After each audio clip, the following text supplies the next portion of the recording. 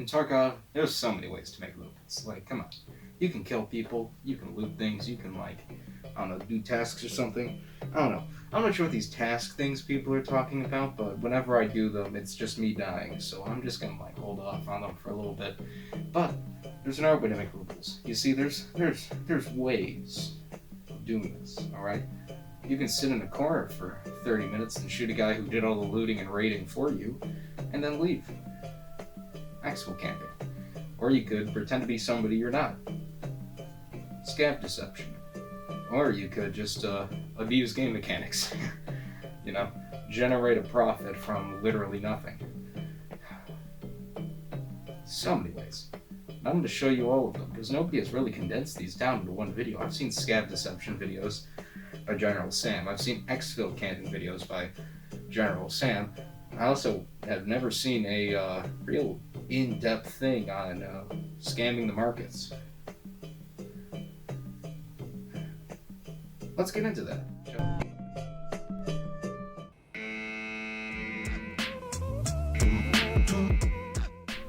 I'm just going to say it outright, I've got way too many spots for this video, so we're going to be going through these pretty damn quickly. I'm going to show you the successful exit camps first, and then we're going to go into the nitty-gritty camping spots and other ones that I did not test. Keep this interesting, you know?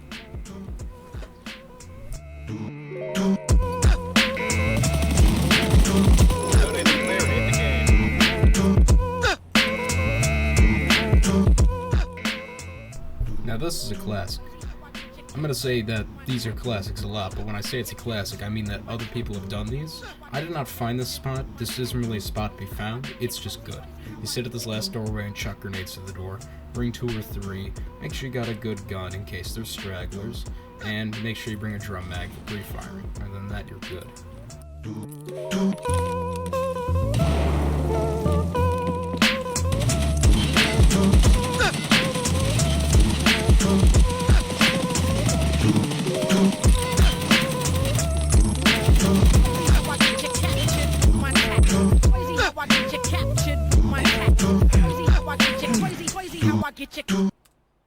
This is a nice little Emercom spot, up close and personal. You get a little sub gun, get some rip rounds, and you'll be able to, if people come around on your side, you can shoot them through the tent. The issue is that if they're on the other side, past the truck, you can maybe get some shots on their legs. That's why I like the PP-19. It's a scalpel of gun, precision, but it doesn't always work. And he's gone.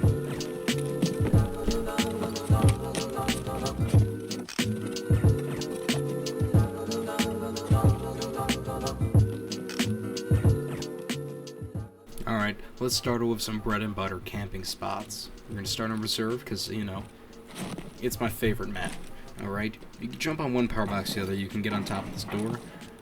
I kind of suck at it, but, you know, hey, you're going to want to be careful though, alright? You're not going to want to move once you get into the spot, and you're going to see why. I was trying to get onto the scaffolding, but that didn't really work, and I just fell in here. You cannot get out of here. Hope you brought a grenade, or you're ready to disconnect. But there's some alternatives, you know, if you don't like that spot, don't worry, I have plenty more. You can get into the back of this green truck right here. I've never heard anyone talk about this. I think I'm the first person to really try this, considering it's not really a standout spot. It's not the greatest, but I mean, like, hey, it's the back of a truck.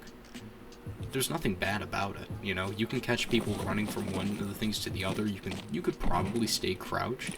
I'm not sure if anyone would see you. And also, this goes for, like, any of the trucks. You could probably get on top of all of them.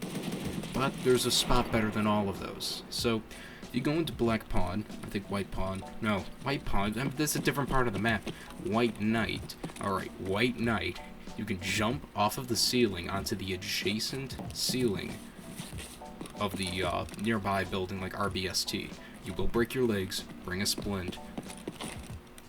However, if you can pay the cost of, you know, some two cheap splints, you get yourself access to a good portion of the map ready to be sniped. Again, you're exposed up here. Don't bring a big backpack. Don't bring a very standout kit. Try and maybe a suppressed gun. You're not going to want to give away your position too much. There's a few things that you can line yourself up against, you know, like those things, and kind of blend in a bit. But overall, it's a good spot. You get to overview a lot of the map, but you might get spotted. Don't bring in a very expensive kit up here. I didn't have time to test out all of these, considering, you know, if I wanted to pull a full raid through each of these, that's 30 minutes per spot. This spot, however, I know works. I use this spot. Don't have the clip, but you can jump from one van to the other. Not the one van, the rock to the van, and then you can get on top of the two buildings. And then from here, you can kind of pick a spot. You can get on top of the little, the things above the doorways. You can always stand on those, and those are good. Like, no one sees you, so they're gonna run by, and then you can shoot them. Again, word to the wise, any elevated spot immediately becomes significantly more effective. Even more effective the higher you go or the more obscure it is. Like, that's nobody looks here. You're going to catch so many people off guard trying to loot KPRO or trying to extract their T2. Fantastic spot. You can get on top of so many of these things. Look. It doesn't end. There's so many possibilities. Again, you can't prone on these, which is annoying, but you know, hey.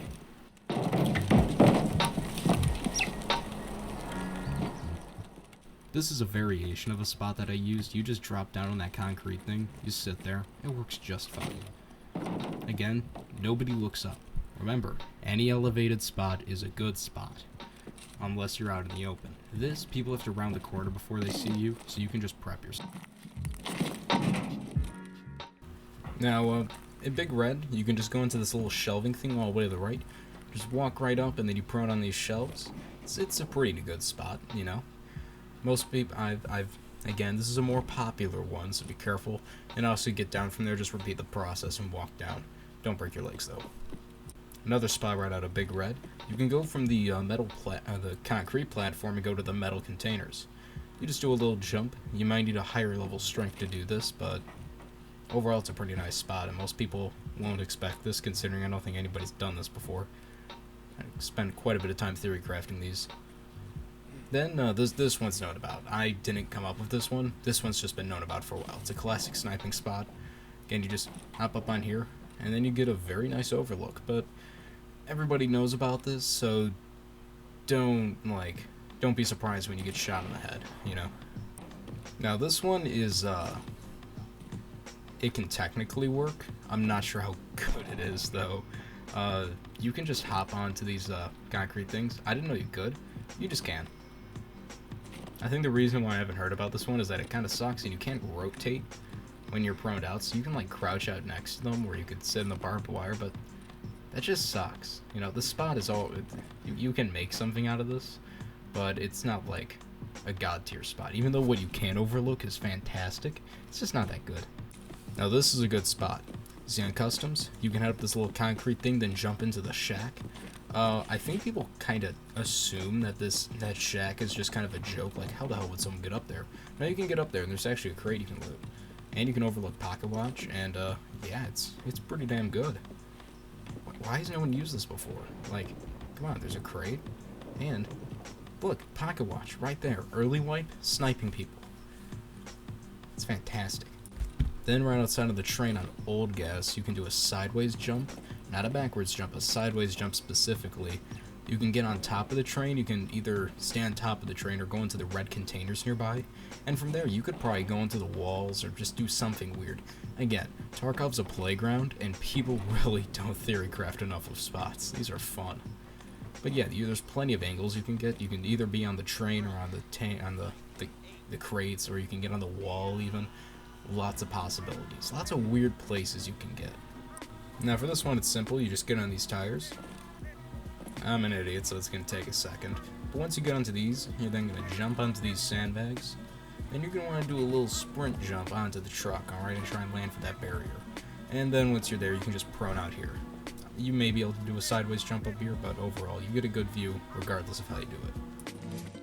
Now this one I saw in an Ebony Dude video, so credit to him. I had no clue that this was even possible. You see, if you just do this, and, yeah, don't worry, I didn't nearly fall out the window there. But, yeah, you can get your, this is just a weird spot, man. You can overlook the inside of USAC or out onto the road, and you can kind of position yourself to where you're not visible from either side. It's just weird. Alright, this is just weird. I don't understand why and how this works.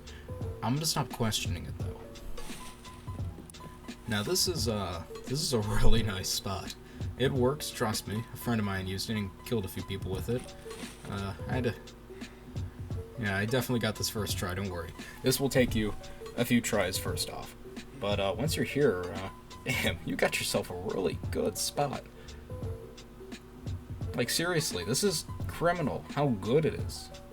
You can overlook so much. I hope this isn't, like, secretly popular and everybody knows about it, though.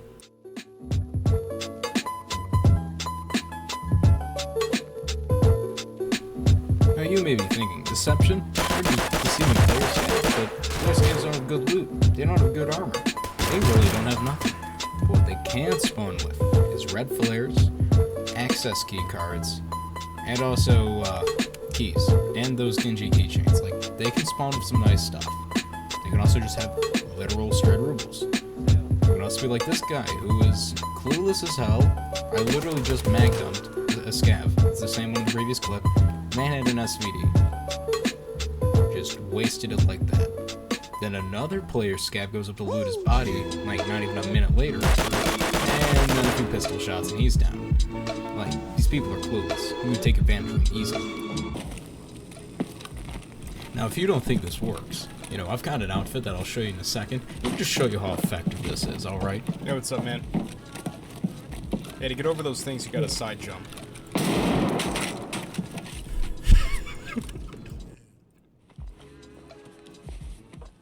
The guy did not bat an eye. He just stood there.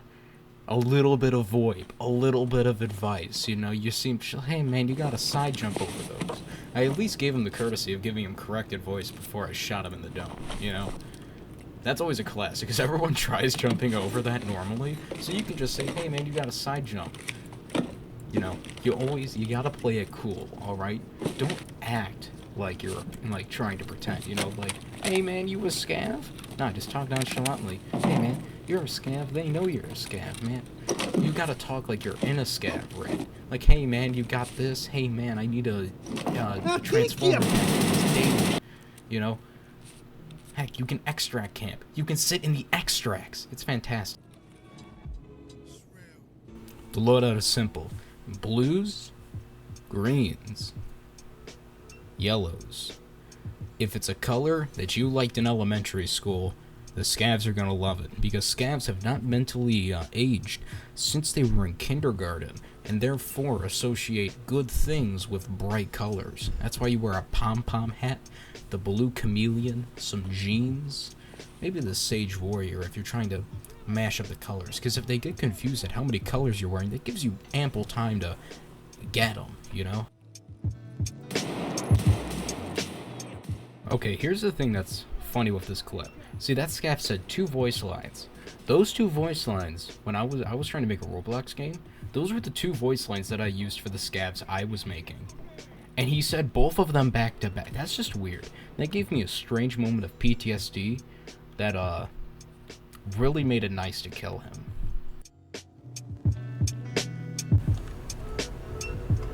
Alright, we're gonna go through this quickly because there's a few, and there's like 2 of these. Alright, keep these on the down low. See, you can buy teapots for 29,000. As long as they're under, I believe, 34,000. You can, so at least back to Ragman for a profit. Alright, you make only a few thousand rubles, but the thing is that you can just... You can buy all these, man. As long as they're under... at 34,000, you'll be making a lot of money. Alright, keep this on the down low. Play it cool. Nobody's noticed yet.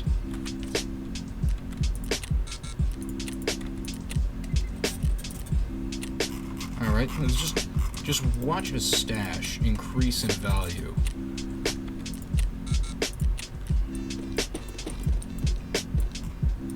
Just give me a second, alright?